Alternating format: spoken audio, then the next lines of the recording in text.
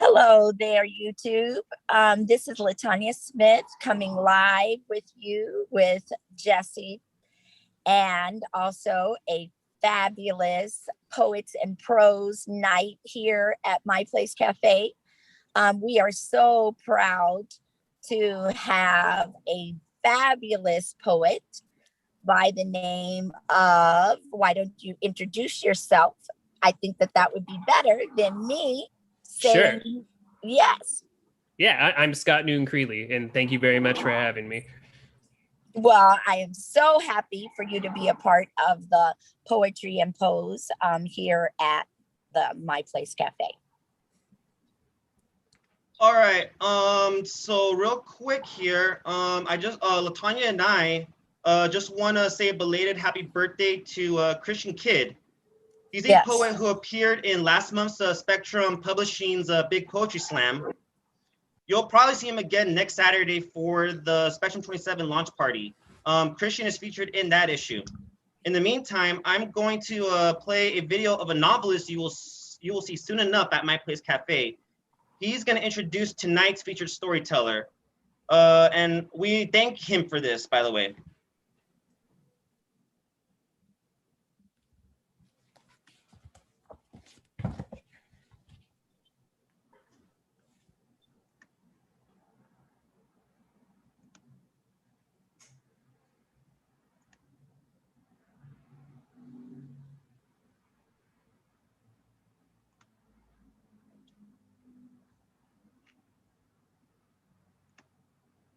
Wait, I just want to make sure real quick that I click to share computer sound, or else. Yeah, no problem. Anything. Yeah. I'm eager to see Daniel's introduction here. Yeah. Hi, I'm Daniel Ruiz, and it is my great pleasure tonight to introduce Scott Creley, even if it's only digitally like this. It's hard for me to really think of all the things I want to say about this poet. I mean, I could go on for probably quite some time. I could tell you that his poems are just this masterful balance of crisp, nuanced language that can spark anything from laughter, tears, and a deep kind of unknowable dread all in the same time in the same poem.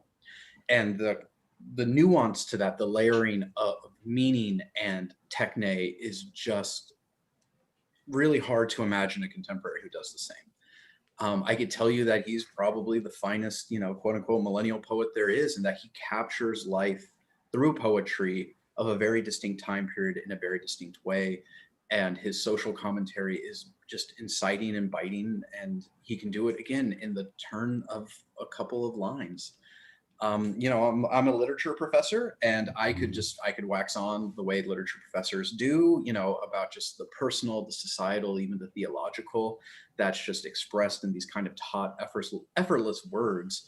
I've read his poems dozens of times, and every time there's new inner workings that I just found. There's new machines within it making this beautiful meaning and this beautiful work. But rather, as I've taught poetry out of Digging a Hole to the Moon since it was released, and I think I'd rather share that instead, because my students rarely love poetry. I teach at a community college. Most of my students, when they come into 101, have probably never even finished a book, let alone been well versed in poetry. When I tell them about what we're reading, there's a lot of groans, and a lot of eye rolls. And, some will tell me and be honest that they just don't feel like they're smart enough for poetry, or that the poetry they've been, kind of exposed to doesn't make sense to them, doesn't seem important or critical in their life. And then they read Scott Creley's work. And then the vast, vast, vast majority of them tell me how much they love it. And they tell me, more than just a few, many have told me that he has become their favorite poet. most of them start reading more poetry and seeking poetry out in their kind of daily life and their daily study. And, you know, I can't imagine how many times I've heard students talk to me about Kaylee, and that reading that poem makes them feel less alone in the grief that they carry, and the guilt that they carry. You know, Johnny and His Dog in Heaven makes all of my pet lovers tear up a bit, and, you know, starts leading them to kind of deeper questions, sometimes darker, sometimes brighter. And my students don't think they like poetry until they read Creley, and then they do. And that's the truest endorsement I think I can give, or anybody can give, is that that's the power of his words. That's just how damn fine of a poet he is that you can take people who have little interest and little training in poetry, and with just just a little bit of a push, suddenly they see all the beauty in it.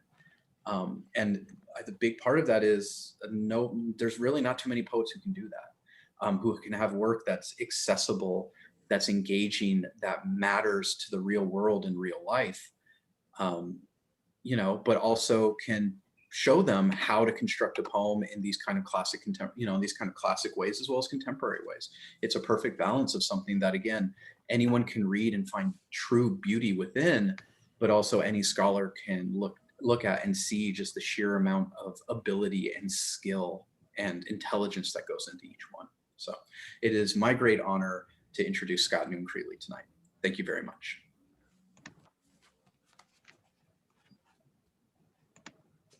That was extremely sweet. Thank you. Really, really kind words coming from a writer of Daniel's caliber. And I don't mind saying I love that man. He's like my brother. So it's really special to me to have him introduce me here before I read to you. So Jesse, thank you for putting that together.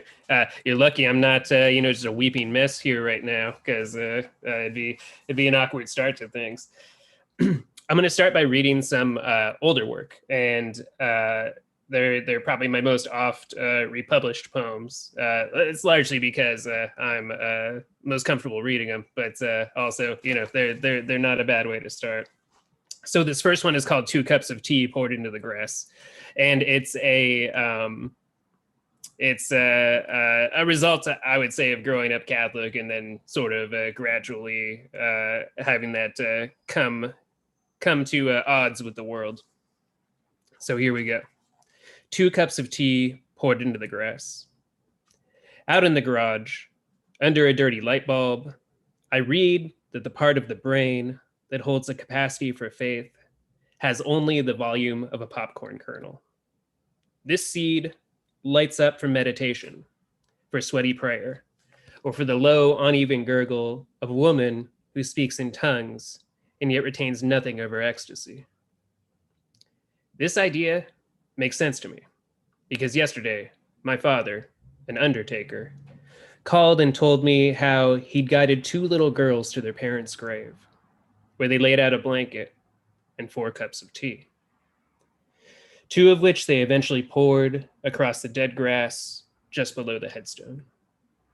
With my eyes closed, with the phone humming against the side of my face, I think I feel that knot of cells flaring to life in the salty nebula of my gray matter, like a searchlight piercing the water to find a destroyed car with 2 parents, but no little girls.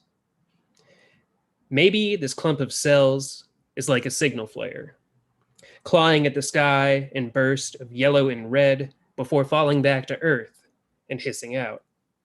But possibly, this knot is nothing more than an exposed light bulb hanging in her garage, collecting dirt and the cooked skeletons of moths until the wire inside snaps, broken beneath the strain of constant illumination. Thanks, Jesse. Yeah, I'm just going to have to beam into you hard, since you are the only person I can see. Here's another poem that I like to start off with, called Skin. It's a prose poem, which is a space that I like to work in because it allows me to get a little bit wordy and a little bit more sentimental and get away with it. It's a lot of my teachers in poetry have been from the Fresno School of Poets, and they utilize prose poetry really well, and it's a form that I like to work in consequently. some of my favorite prose poets include Gary Young and Christopher Buckley, and Christopher Buckley helped me revise this poem, and so this is called Skin. It's actually the first poem that I ever got published, like going on like 10 or 11 years ago. So it's sentimental to me. I also kind of borderline dislike it as much as I love it, because it's been around so long, so you start to see the cracks, but it still makes its way around. Skin. I left a shred of skin on the inside of my wrecked car. The windshield scraping off the frill of my knuckle like a chef's knife separating a piece of dough.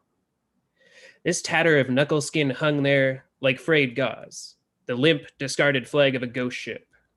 It lost its color while I watched, changing from pastel pink into a kind of mummified gray, severed from the blood and heat of my hand, uprooted and dying with the slow regularity of a puddle growing stagnant. I had rolled my Jetta 4 times in the rain. It had gained its tires and lost them again like a wounded animal who does not yet know it is dead. Although I saw the ground rushing up from above, although a rock wedged into the open door and yanked a handful of hair from my skull, I'd not been hurt until I brushed the inside of the windshield as I cleaned out my possessions. Now, fluttering from the limp sheet of safety glass that droops inward above the steering column, is this veteran patch of my skin. Skin from the same knuckle that broke Brian Haster's nose with the sharp, sudden motion of someone splitting firewood. The same knuckle that has brushed the insides of parted thighs and sometimes moved deeper, sending incomplete and mysterious messages from beneath skirts and pant legs. The same rimpled thimbleful of finger that moves along the gentle lunar incline of my wife's face in the dark. This overlooked piece of myself is hanging from a shard of glass the size of a carpenter's nail, finishing the harsh business of dying, and I'm regretful. This knuckle that has brushed away tears, has been cured like leather and paint chips and motor oil, now will be replaced by something smoother, by the pink skin of new growth that cannot entirely be trusted. Skin that I will have to build from scratch, that might not turn out as well.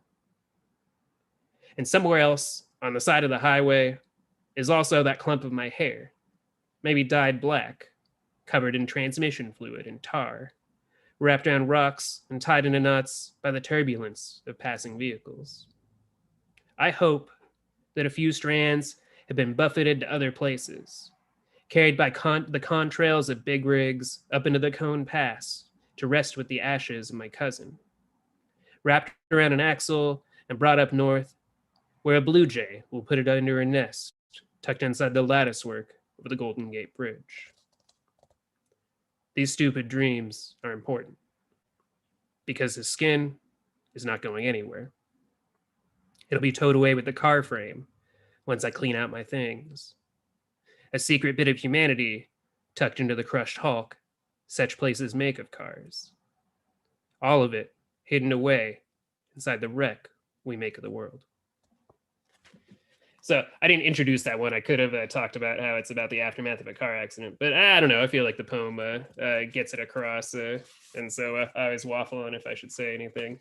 All my old teachers and poetry friends always say to try to let the poem do most of the talking if it's possible. That was excellent. Oh, thank you. I appreciate that, Latanya. Yeah. However, having just said that, this poem does require some introduction. Reading on Zoom is sometimes a challenge for people, but it always offers some really good opportunities if you leverage it correctly. And I have a series in that book, Digging a Hole to the Moon, which is a series of ekphrastic poems, which means that they're poems that are describing and giving some notes on pieces of artwork. And for these ekphrastic poems, this is a set of short poems. I've picked the photography of Li Jincheng, and he is He recently passed away, a propaganda photographer for the Red Army during the Cultural Revolution under Mao. His career is really interesting because he started off as a young propaganda photographer and an adherent to the revolution, and was gradually swept up in the sort of internal terror that got inflicted by the Cultural Revolution as it went on.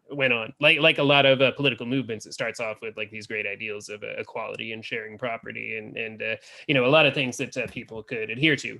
But then it gradually transforms into a dictatorship, and a lot of true believers suffer. And that's what happened to Jiansheng. He captured all of this great work at first, and then he gradually began to capture darker things, and eventually his photos landed him in a work camp himself, and he actually managed to smuggle in a camera and even take pictures in there. So this set of poems I'll share the screen for, and they are all about Jiansheng's photos and the time, and his wonderful book, which is called Red Color News Soldier, which is also what the cycle of poems are called. And I recommend anybody pick it up. It looks like a giant version of Mao's Red Book, and it's got all these really, really fascinating photos. That being in quarantine has made me want to write about China. I traveled there once as a poet for the 8th annual environmental writing series that they host, where they bring a few American poets over and they translate their poetry, and we translate the work of Chinese poets. I have a deep love of China, and it's made me want to travel there. So I'm going to read this, and then I'm actually going to read some other poems that I wrote in China about being there and writing and traveling around it. So I'm starting off with maybe a darker part of history, and then moving into a much better, at least for me, present.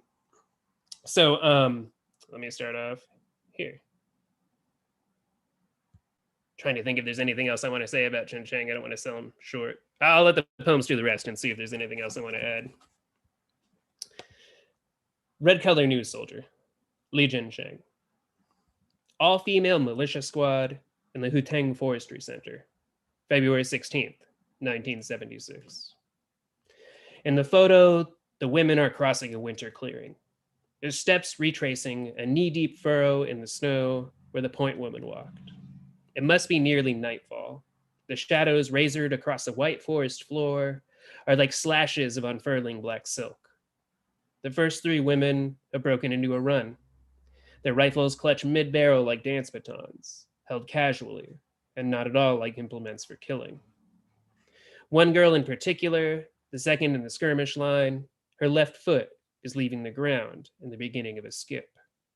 Her smile, just a tiny crescent of teeth, as brilliant and white as the snow at her feet. The women in the corner of the photo do not break rank. They hold their rifles at the shoulder, forever stern and ready to fire for Mao. There's a lens flare between the groups, at least in the museum. It's a spiritual dividing line captured as a flaw in lighting or focus.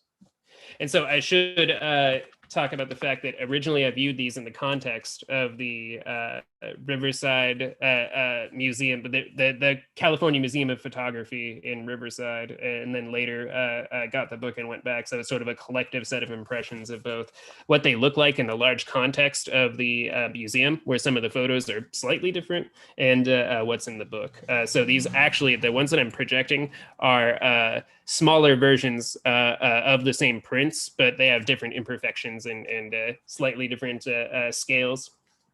At any rate, irrigation work on the Chaoyang commune, Heilongjiang province, December 17th, 1974. Hundreds of peasants and students are digging, so many that the photos are in triptych. The canal winds across all 3, an impossible grayscale scar running from vanishing point to foreground. The hole is so deep that it is never entirely out of view. It carves a tiny chunk from the horizon, a fingernail's width of print, which must mean miles in reality. This absence is the subtracted mass of Earth added to that of the sky, a conservation of matter. There's a balance here, achieved in visual terms, an equality that all these blistered palms and carts full of broken rock will never gain. There are no mountains, no clouds.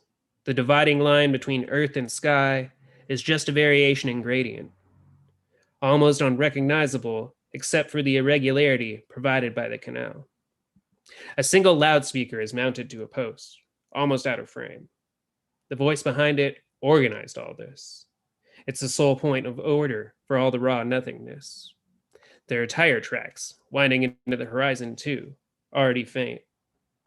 When all the people in this photo are dead, the dry canal will only just have begun to fill.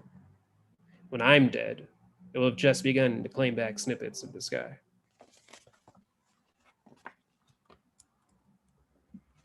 Tiananmen Square under review by Chairman Mao, October 18th, 1966. The girl in the photo is dancing the loyalty dance. She's beaming, her hands and fingers touching the frame of the photograph, impossible to contain. Behind her, there are 100 dancers doing the same. 1,000 people pass them, all clapping in unison. There's so many people that it should be stunning, overwhelming. This is not so. In the photo, in perspective, it all comes down to this girl in her soldiering uniform. She's a giant to the others, towering over the swarm of her cohorts, with her face upturned and catching the light of the sun, her enraptured smile glistening under the cloudless sky.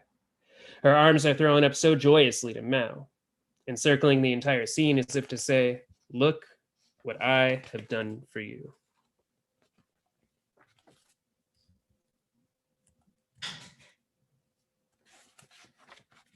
Self-portrait of the artist in a work camp, undated. Li Jinsheng is leaning against a tree and smiling at his illegal camera. His coat and gloves look fine, clean even, not at all like what they might give you in a prison camp. There's a little red book of Mao sayings in his breast pocket, just over his heart. The camera is set on the ground, tilted upward, so it might only look as if he were smiling. It might be an illusion of perspective, a natural function of light and shadow, inverted first by his lens and then later by my optic nerve. History reversed and reversed again. And I'll beg off of my screen sharing here for a minute, but I'll come back to it because I have another piece that is photo reliant.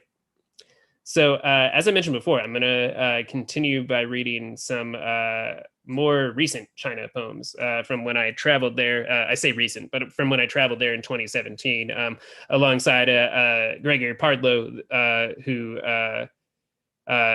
recently won the Pulitzer Prize in Poetry. He's an amazing American writer. And Tony Barnstone, who I feel like I should say he won the Pushcart Prize because I said Gregory won the other award. Anyway, I have none of those nice awards, so it does not matter. I was nominated for a Pushcart, but so too are many people. At any rate, here are some poems that I wrote at that time.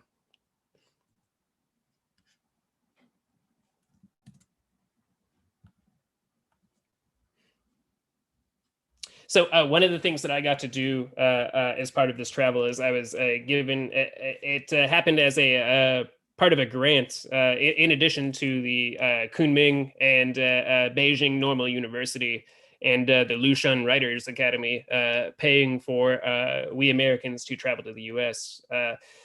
It also happened under a grant for Sino-American studies that allowed me to take 3 writing students with me. And so as part of that visit, we traveled to Kunming, which is more in the interior of China. And we traveled to an ethnic village of the Yi people. And they are a ethnic enclave that has pretty much kept their culture intact inside of China. And so much so that Kunming University visits this village frequently to study.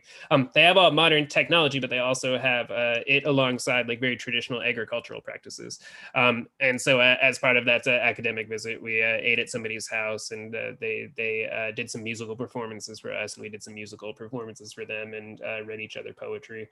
And as part of it, this younger guy came, one of the villagers came riding up on a really amazing motorcycle with this beautiful jacket, and used a leaf as a musical instrument and got all these amazing sounds out of it. And this is a sort of moment in time from that ethnic village, the village. In a village 2 hours outside of Kunming, a young man uses a leaf as a musical instrument. He folds it, places it between his lips, and begins to play. He weaves a high, rising song in the cool shade of the stone-floored house. The leaf could have been plucked from a centuries-old tree. The song could be far older. It is a cry from the side of a dry river, the low sigh of anyone overlooking their city from a hilltop and recounting the hunger and thirst they've felt and how it will soon be over. Wang Shiying, a poet, sits on the stone floor off to the side of the performance, her sun hat hanging over her face, her long green dress flowing all the way to the rough, clean floor. She looks so sad and alone that I have to resist a twinge to sit down beside her, to touch her shoulder and tell her that whatever it is, it'll be fine. The villager finishes his song. His shoulder-length hair drifts in the breeze, thin strands of night threaded into the afternoon. His black leather jacket catches the dusty light spilling in from outside. She watches him as if she were memorizing him, recording the echo of him as if he too were a song. Right now, I'm sad, but I'm in love with the color of this amber farmland sky. I'm a visitor, but I'm not among strangers. I've known this sun and this sky and this song for my entire life. And so this is actually part of a series of poems, which is part of why I had to do so much explaining as I was introducing it. And this comes later in that series of poems. And it's called Travelers. And it is about traveling, taking the quite long journey back from Kunming, from the village to Kunming.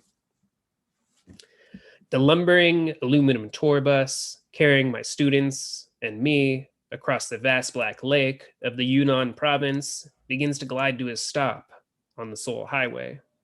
And I'm roused from reading on my phone to see how the police have partially blocked the road, where a car has gone into the ditch, where it still lies tilted in the ditch, its cabin crushed until the bright metal catches the dim bus headlights. One wheel has rolled free of its axle, and it stands at the edge of visibility, like a tossed coin that has landed on its side. A lumpy shape has sprawled across our lane, like a pile of discarded laundry, surrounded by unmoving police and a small crowd of blank-faced, head-shaking onlookers. And instinctively, I stand up, the sharp panic of mortality ripping a jagged path down my spine and whipping me to my feet. Because there's nothing else to be done, I shout at my students, "Don't look." They do, of course, look. We all look. The dead businessman on the side of the highway is the color of parchment. The dull, shallow kind of hue one might expect from a mineral or from paper, but not from skin. Dried blood splatters the edges of his mouth and has left runnels down his chin and wine-stained his shirt as if he'd drunk recklessly from some deep, wide cup and was now insensate on the side of the road. As if, in a few hours, he might stagger to his feet and be home before the sun rises, sliding into bed beside his angry wife, who curses his cold feet even as she reaches over to rest her hand on the blade of his hip bone, relieved she can finally close her eyes and rest. Policemen ring his body, standing in the dusk like a chorus of impassive mourners, until we're too far away to see anything, except the headlights of the overturned car, which rake at the rising dusk, as if in one last act of self-defense. After we pass, the silhouettes of my companions bob up and down in the unlit cabin, waving back and forth like wind-blown grass as the road pitches and swells. There's no chatter, no blazing phone screens, just the soft, tidal sound of 20 people breathing in the dark as they drink in the farmland and the sky. All of us unimaginably thirsty for the fat, impressionistic stars and the jumbled rush of hours and miles that will carry us, exhausted, but alive, into the blue tile sky morning of Kunming. 2. The bus travels in the direction the dead man had been traveling, on the Seoul Highway, alongside the dozens of other vehicles who also cut across the countryside, as vast as an ocean. The same cars skim alongside the bus for hours, and we cleave together, as if we were forming a train of lanterns, a caravan to guide each other safely through the night, so that we don't lose even one more person to the dark. Eventually, the lights of Kunming fill the horizon, and I think how this tourist city almost looks noble. The pale blue radio tower stabbing into the clouds and the oversized, blocky red characters seem like accents and slashes in a bright, guileless, kaleidoscopic smear of defiant calligraphy. Like they were words brushed against the overwhelming dark. They're lines that we've written together. A poem describing how we traveled until we couldn't. How we once held back the night together and drank as deeply as we could. How we wrote our names for the morning when we would not return, for when we would become the person left on the side of the road.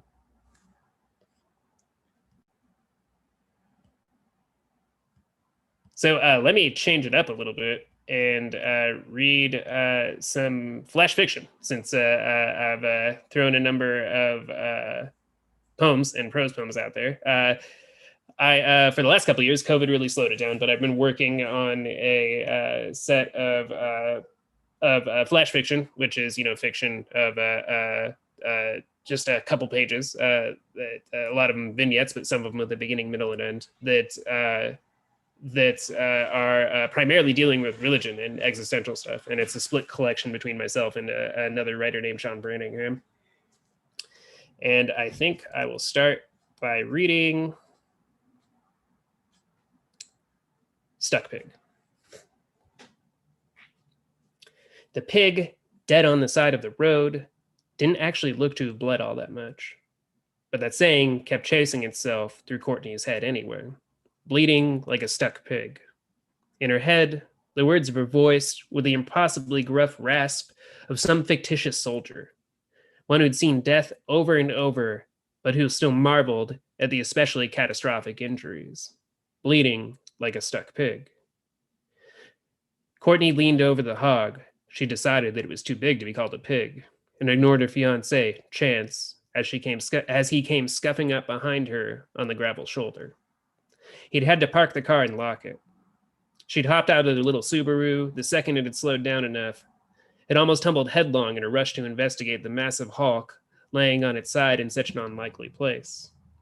The hog had just one tiny hole in it, maybe the size of a Sharpie marker. A sole rivulet of blood ran from the minuscule wound. Its hair seemed thicker than a hog's hair should be. She could tell without touching it that it would be wiry, but strangely soft. Unbidden, she remembered that her dad had once had a boar's hair toothbrush. Holy shit, said Chance. Somebody fucking shot this guy. The hog's legs were locked straight, like some piece of furniture. It looked so utterly uncomfortable and stiff, and not at all like a sleeping animal. Her hands were shaking fists, even though she couldn't remember balling them up. Chance had his phone out. He was walking toward the animal's head, like a hunter circling some great downed mammoth. Someone just shot him and left him on the side of the road, he said. His voice was coiled tight, braided with excitement and a little fear.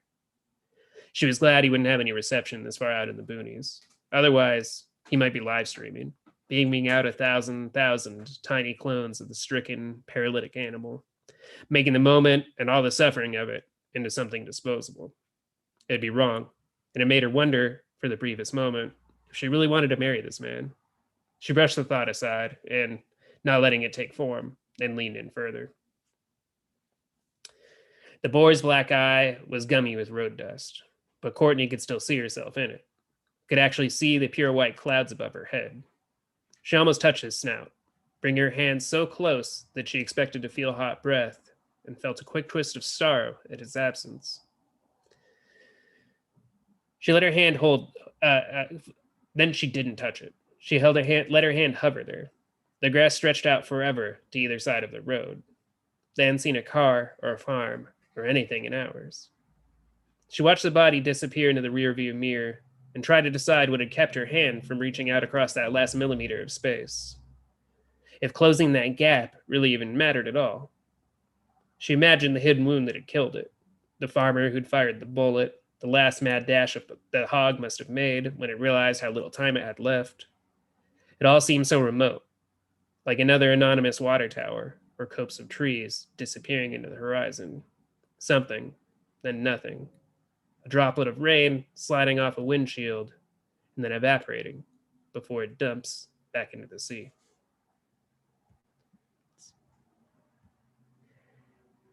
Hey, Jesse, what's the upper limit of my time limit? Oh, well, you started at 6:07. All right, cool. Mhm.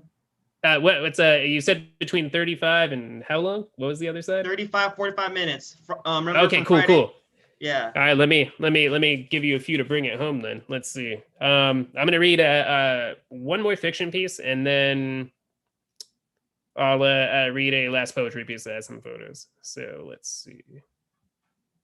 That gives me like 15. All right, cool. I can fit all that.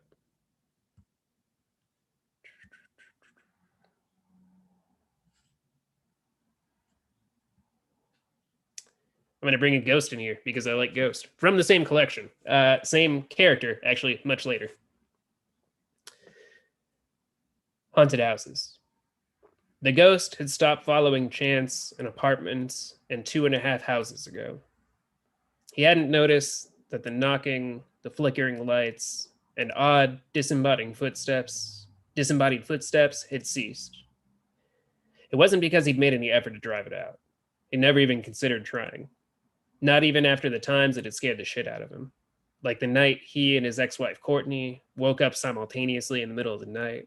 Both of them sure that someone was standing over their bed. Both of them snapping awake to find a stocky silhouette swaying back and forth at their feet, like a shrub in the wind. Chance had laid paralyzed until the figure turned around and strolled silently into their open closet, leaving their winter coats and dry cleaning creaking on their hangers. The sound like dead branches rustling in the woods. He hadn't even taken action after the time he'd heard it singing to itself inside the walls of Janie's nursery. A low, almost inaudible hum that made him imagine, in an artistic flourish that would have shocked Courtney, some undersea creature calling out through the vast silence of the depths. He just lived with it until he hadn't noticed it anymore. And then it was gone. The displaced objects and fritzing electronics faded into the squall of rushing kids off to school, of debates over who'd wash the dishes last, and the subdued blue light of half-watched baseball games and movie nights. Almost the same way Janie had grown up and left for college and was then 32 years old and a lawyer with lines around her eyes. Slow like the way he'd gone from holding Courtney's hand in a darkened theater in Colorado to middle-aged and vicious, low-voiced fights in their bedroom as she asked him just how fucking long she'd need to put her life on hold for him and who the fuck he thought he'd married. The ghost had faded in the manner that his own reflection had eventually become a paunchy stranger with thin, dull hair. Not all at once, but instead so slowly that it was one day shocking, a revelation. Chance was, finally, hit by this revelation as he sat in his living room, reading.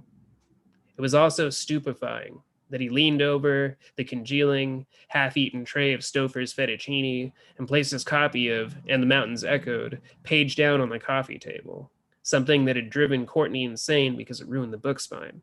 He couldn't help it. He'd had to stop everything.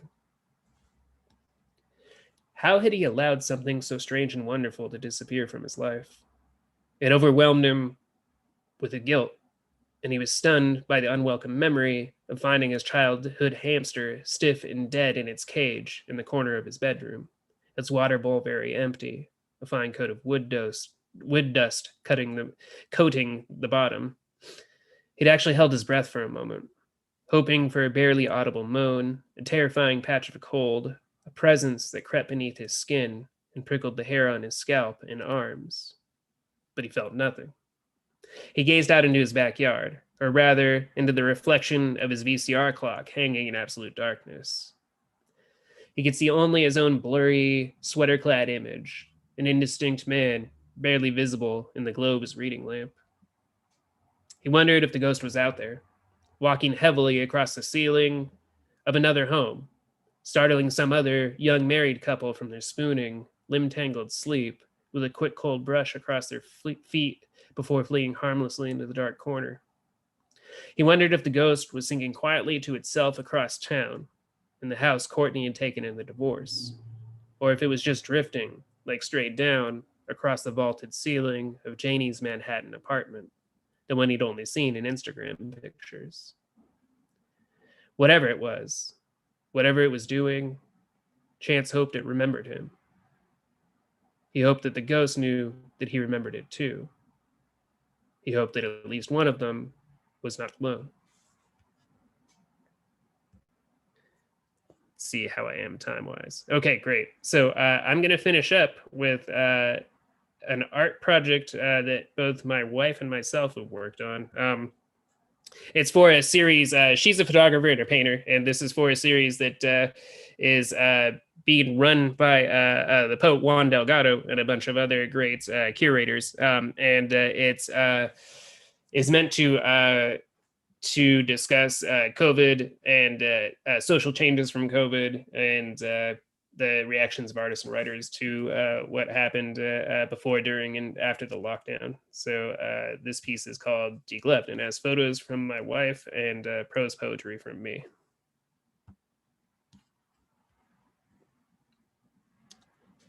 Oh, degloving. And my wife, my wife had a project where she was taking pictures of discarded vinyl gloves all around LA and Joshua Tree and the Inland Empire. And they used to be sort of like this fairly frequent phenomena that you kind of just didn't notice. And they weren't everywhere, but they also seemed to be tucked in, hidden everywhere at the same time. Needless to say, COVID made this so they were absolutely everywhere. And like this project that she'd been working on for a long time was completely ruined. And not only was it ruined, but it was ruined by, much more important, much darker circumstances as the world kind of fell apart and everybody's tossing their gloves around, which is the least of issues. But this poem kind of tries to capture that, this sort of art project slipping away and changing forms because everything else slipped away and changed forms. So each of these photos is from her original project, not from COVID times. She, as the poem will talk about, stopped bothering to take photos of the gloves at a certain point. Before the pandemic, my wife, a photographer, used to snap pictures of the discarded latex gloves that seemed to haunt every edge of the earth. Carly was a photographer, a cryptozoologist, a noir occultist plotting arcana through dross fields of train track gravel and scuffed beer cans, a palmist reading the traceless lifelines and brief fates. Before the pandemic, these gloves manifested on patches of untouched sand in Joshua Tree, like inedible manna. They were hung across the tops of fences, eviscerated hygiene blue jellyfish who had never touched the sea. These peeled hands seemed to grow in number as she marked them, as if they were summoned by her noticing them, as if her eye were an incantation. They filled her camera roll with their brutal translucence, their smears of indecipherable fluid and hollow hands crumpled around dead leaves and pebbles. Our friend sent pictures of empty latex gloves, clawing at the sky. Now, as the refrigeration trucks tumble into Los Angeles and roost amongst the white tents like lumbering carrion birds, as our neighbors draw their curtains and do not open them again, the gloves are everywhere. They choke the gutters and clots. They flutter from the sticky rims of trash cans, flags of surrender, the waving, exhausted hands of the drowned. Carly's uncle dies. My cousin won't go to the homeless shelter because COVID haunts her weathered, spun dreams, and the meaning seems useless, distant. My mother's lungs rattle like an empty spray can as she tells me she hasn't left the house in 7 months. We walk the streets late at night, sliding between pools of light from the street lamps, and I barely notice as I hop over a throng of upturned, grasping ghost hands, a sea anemone sprouting from the concrete. I've lost my imagination. I no longer watch the ground and wonder whose hand or what moment necessitated the thin barrier against the world, or what disgust made them fling it to the pavement. I no longer wonder whether the relief map whirls and swirls of their fingerprints would still trace the inside of the latex, like the rubbing of a gravestone. As we walk home, Carly tells me that she feels like there is a warning somewhere in all of this, as if she'd failed to read the tea leaves or decipher the punctuation in some divine cryptography. The gloves have multiplied. They've been joined by masks, their metal clips still bent around an absent nose, the inside probably smelling of mint gum or still crisp with the snap of a cough drop. Faces and hands, she tells me, her voice low like a secret. The things that make us meet the world. And I see them everywhere. Flat people filling the silence, now living, their hands whirling in sign language as they pull themselves from their flat world into our curved place. They're trash angels made of negative space. And we weave our way between them on the empty street as they pull one another to invisible feet. Empty gloves are fist fighting at the edge of the LA River. They're brawling just for fun. Translucent haymakers busting empty masks, whirling through uppercuts and left hooks as the thin algae-choked trickle washes them beneath the 5 freeway and toward the ocean. They're feeling Los Feliz.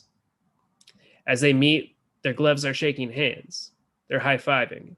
The masks start singing, and then the gloves are raising their hands in a great discarded hallelujah, filling the air with the sound of a dry breeze rustling palm fronds at 3 a.m. They know my wife. She was one of the first people to greet them. She was their ethnographer, and so they're waving to us as they pass our little apartment, singing hello, signing hello from the gutters and trees, dancing down the middle of the street as if there were all a great extinction parade. I raise my hand too. I wave. I don't know if I'm saying hello or goodbye, and I think it probably doesn't matter. My wife could take a photograph, but she doesn't. Thanks, Jesse.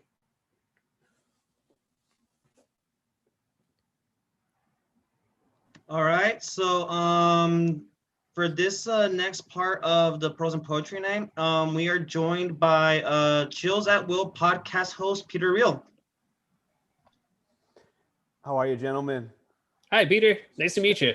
Hey, Scott. Nice to meet you. Thanks for letting me be a spectator, man. Oh, yeah, absolutely. Thank you for coming. I love your podcast. I've heard Daniel on there. I appreciate that. Daniel is great, and I'm glad that I've been introduced to your poetry. What is growing up in the Inland Empire, is that the most ironically titled name or the most arrogantly titled name of all time? Oh, geez, I don't know. It's right? It is It is more like the fuel for an empire, right? They're people that run the shipping centers and a lot of the industry, and then handle a lot of the waste from like Los Angeles and Riverside County and all these areas all around them. And so it's in a way it's true, and then in another really really real way it's not, because everybody out there, with the exception of Claremont and some other more richy cities that are still very suburban, people just sort of lack a lot of opportunities. The employment numbers there will always be down compared to the rest of the states, most of the rest of the states, certainly LA County, and it's there's not a lot of like support programs, and so it's if you look at it from a certain angle, it is a bit of a grim name, I'll grant you that. Yeah. Oh, strictly the title. The people are great. That's a great analogy, the idea of being fuel for the empire, so to speak, right? Yeah. In a lot of your work, one in particular I'm thinking of, where you're talking about like just in the IE seeing LA, seeing the skyline in the distance, off in the distance, kind of there, but whatever, 50 miles away, but generations away, or all that. So I kind of wonder what I really enjoy about your poetry is, man, it is so insular in that if you grew up in the IE, if you grew up in those times, you would get it. However, it's also extremely universal, right? Thank you. All these I was worried the latter clause there was going to be you don't get it outside of the IE, and I was like, oh, no. I didn't. I'm trying to say insular. Yeah, no, I got you. Right? Yeah, no, absolutely, thank you. I mean, with Kaylee, right, who shows up in at least 2 of the poems, and the idea of nostalgia for those innocent yet tricky times when you're a teenager, like you talk about a lot of kind of the working class ethic that could take place in the IE, could take place all kinds of other places.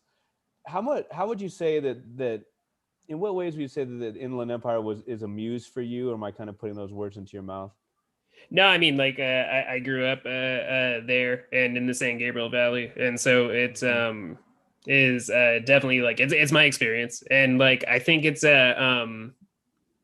I think just seeing it, you of course are going to write about it, which means that like you see things like particularly during the opioid crisis, like the area is hit hard by it and gets very little support, and then also like if you are Black or brown, like you're policed even harder than anybody else, and that's probably particularly true in the San Gabriel Valley and the Inland Empire. There are a lot of the police forces like from LA, and they commute out there to work, and it's is a place that like if you grow up seeing all those things, I think you're going to write about it, and you want to see it addressed. And it's also just my experience. What other choice do I have to write about anything else, right? And I think it might be relatable to people because the Inland Empire is kind of like big and small at the same time. It's got a ton of people. It's got a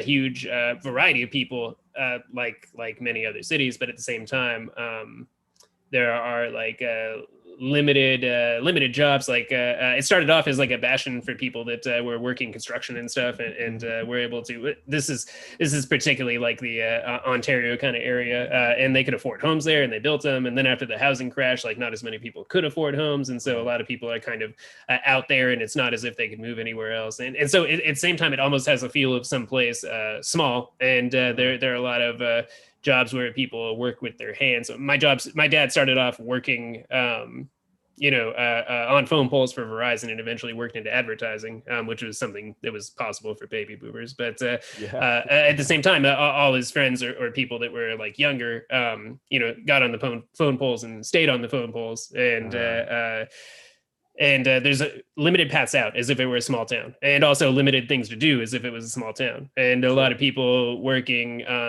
agriculture and industry stuff, or service, like service jobs, and all those have limited income and limited places to go.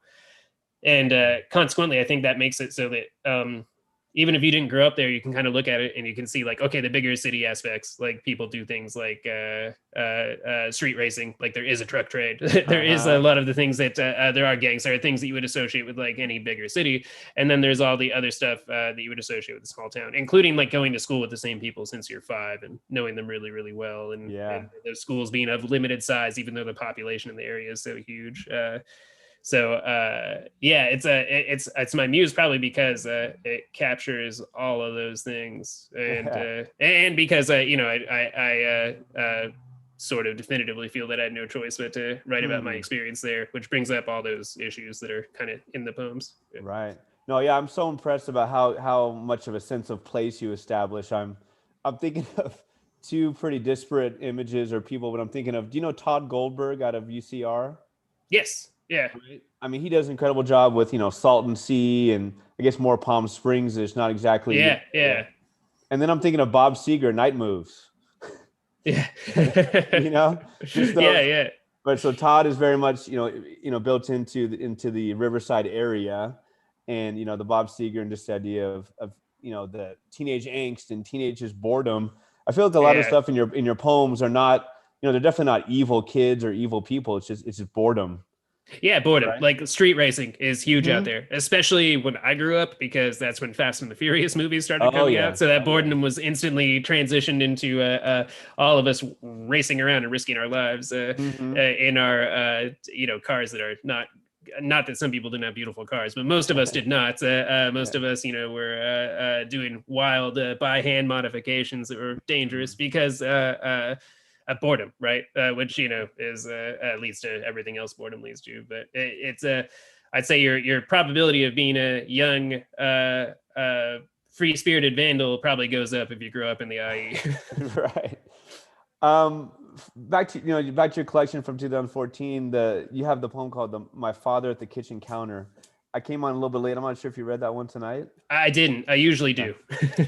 I mean, wow, the way that you trace, whether that's literally your father or whether the father from the poem, the tracing the face and the body, things like his face is filled with the furrows and passage that dreams carve on the way out of the body.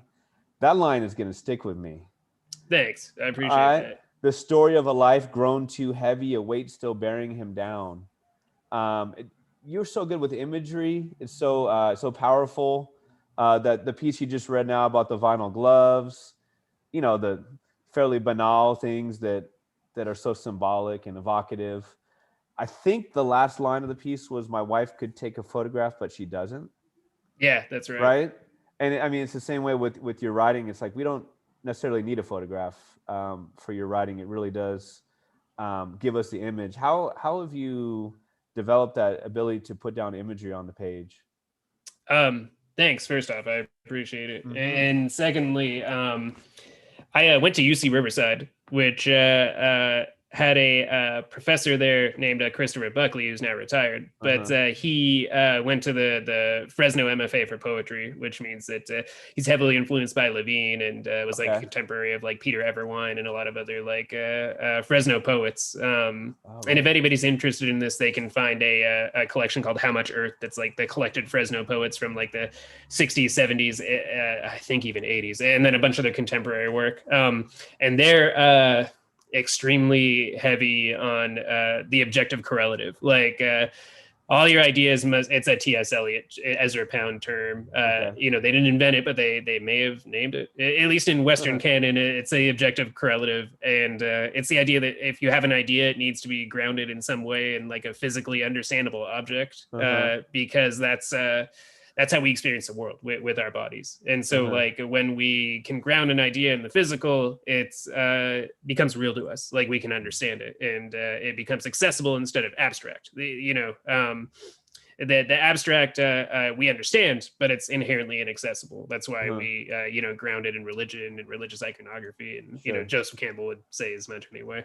And so that poetry style is to be very specific, and to do that you usually have to have really specific images. And so Christopher Buckley, when I came in there as like a 23-year-old or whatever I was, just relentlessly wrecked all the abstract, like sort of younger guy poetry that I brought in there, because a lot of people, they want to write about big broad ideas when they first start writing, and he's like, fine, those ideas, but they're meaningless to me. You say, I love her.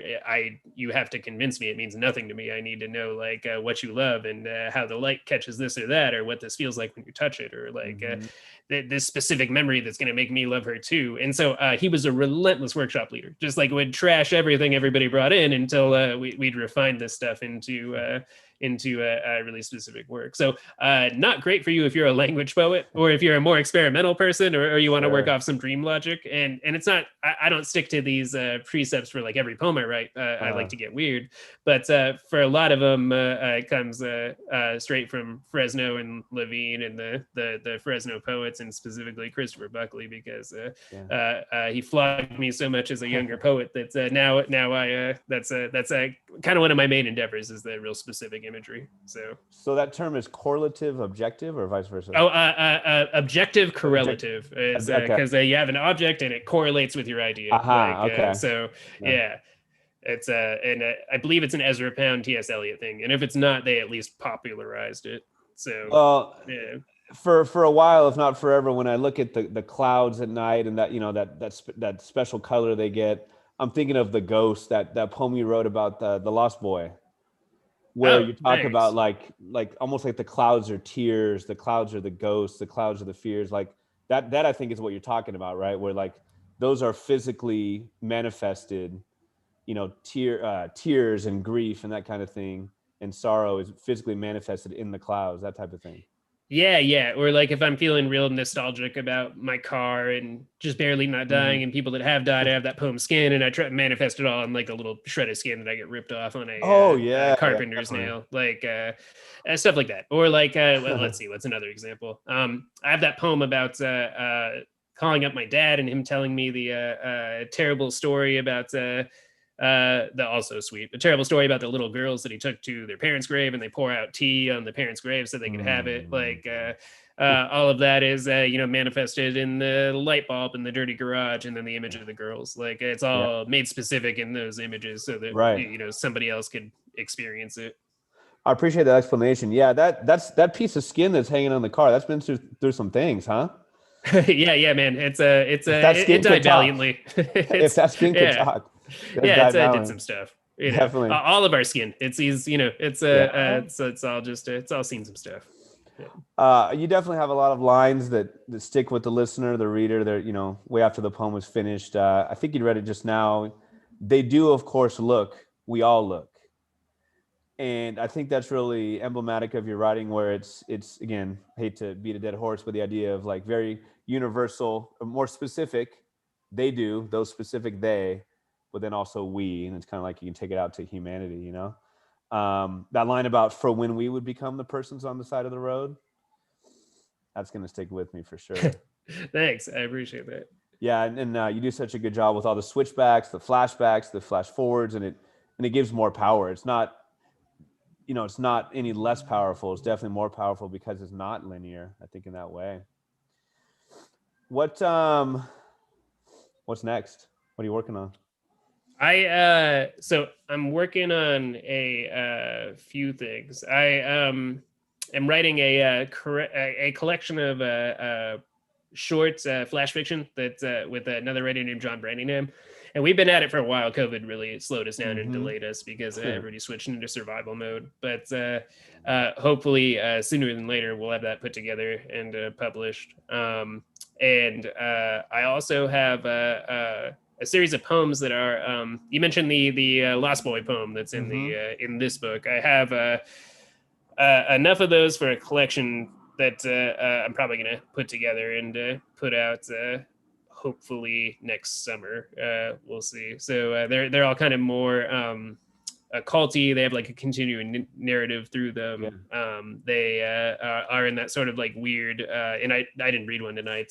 So anybody who hasn't read my book won't know what I'm talking about, but they're almost like noirish, comic booky, occult kind of horror characters that are all living together in LA and Orange County, and it sounds so bizarre, but if you read it, you'll see it. And this is a kind of extended collection that's mostly about them. So cool. Yeah.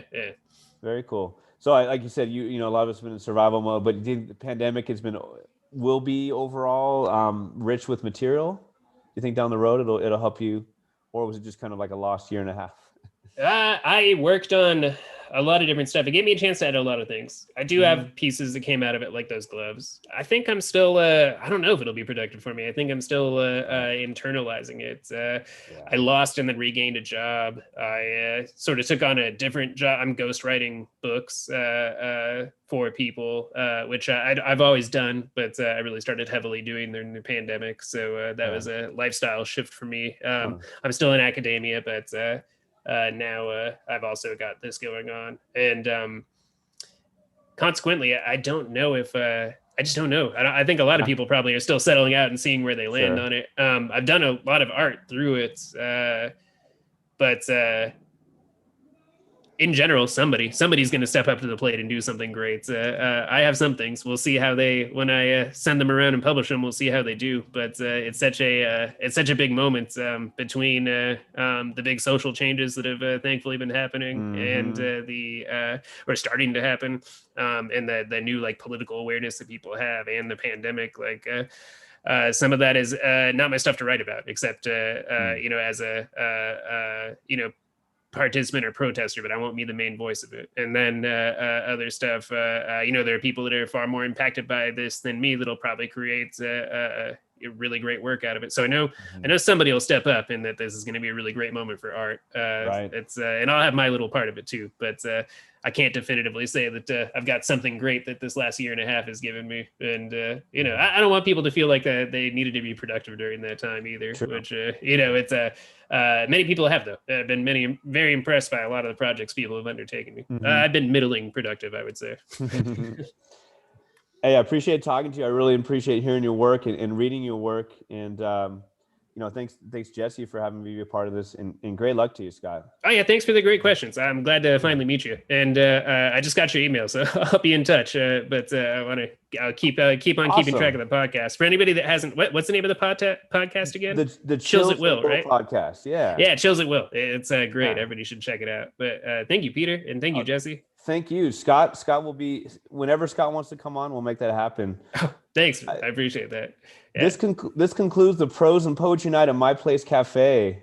Thank you to all who are watching. Thank you to LaTanya Smith and the rest of the My Place family. Thank you to Daniel Jose Ruiz, the great, for your introduction to your best friends. To get in touch with Scott, you can follow him on Instagram at ScottyRobot, all one word, and Twitter at Scott Creley. That's all one word as well, first name, last name. You can also visit his website at scottcreley.com. Yeah, that's the best way. I'm a little social media dead. Sorry. No problem. Yeah. That website, again, is all one word, first name, last name, scottcreley.com. Tomorrow, there will be jazz. Come to My Place Cafe and check out Tim's Jazz Band. They'll be playing out at the patio at 11 a.m. Next Saturday, Spectrum Publishing will be taking over again at My Place Cafe with their Spectrum 27 odd or even launch party. Tune in at 3 p.m. to see featured authors from this issue. Have a great Sunday, everyone. And remember, make My Place your place.